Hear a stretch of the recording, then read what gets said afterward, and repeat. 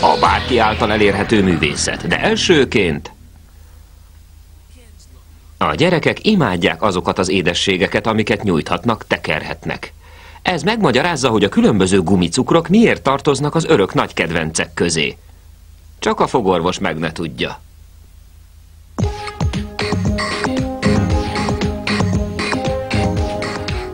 Ezt az édességet piros édesgyökérként is ismerjük, pedig édesgyökér egyáltalán nincs benne.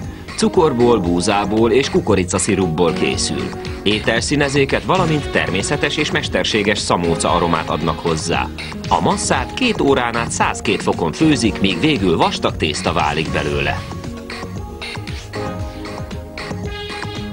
Az anyagot lehűtik, és ilyen formázógépeken töltik keresztül, amelyek kialakítják a megfelelő formát, mint például ezeket a fonatokat. Egy vízpermettel benedvesített penge szeleteli föl az egybefüggő csíkokat, 18 és 21 cm-es darabkákra.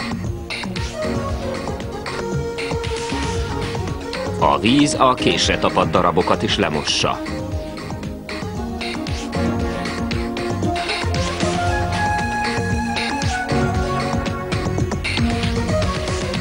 Az elkészült és tálcákra pakolt édességek a kemencébe kerülnek, ahol 8 órán át 60 fokos melegben tartják őket. Ahogy a nedvesség eltávozik belőlük, a pálcikák összezsugorodnak.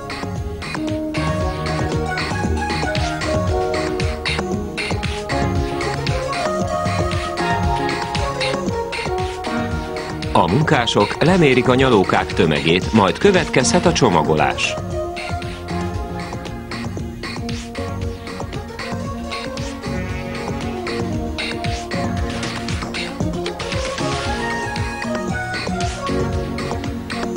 A gumicukorkák gyártásához úgynevezett nyomólemezeket használnak.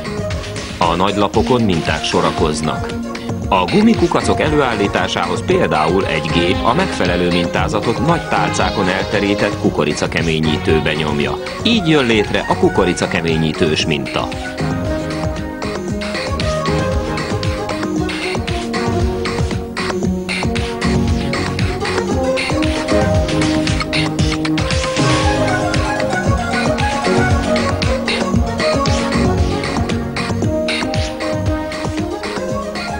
A gyár másik termében egy gép zselatint, cukrot, kukoricaszirupot, színezőket és aromákat kever össze, majd az elegyet 115 fokon főzi meg. Egy újabb készülék a keményítőbe vájt kukac formájú gödrökbe tölti a sűrű szirupot.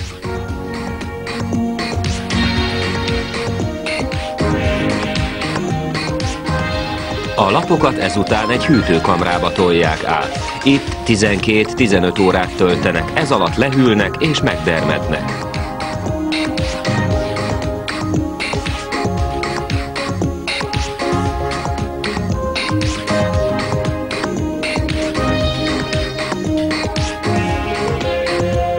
Ezt követően egy gépezet megfordítja a tepsiket, és a gumicukrok kihullanak a formából. A lehulló kukoricakeményítőt alul felfogják, hogy újabb öntőformák elkészítéséhez használhassák fel őket.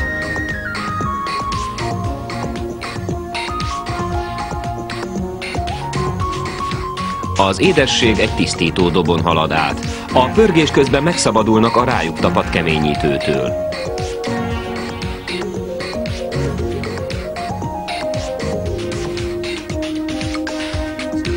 A következő hengerben olajjal permetezik be a cukorkákat, ettől lesznek szép fényesek.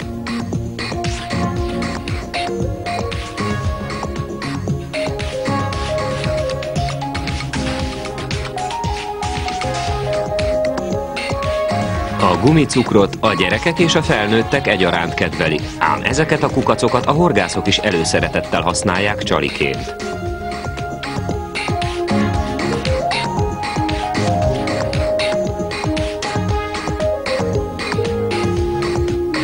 A csomagolás előtt a dolgozók megvizsgálják, nehogy szakadt vagy összetapadt darabkák kerüljenek a dobozokba. A gyerekek biztosan ilyen munkáról álmodoznak.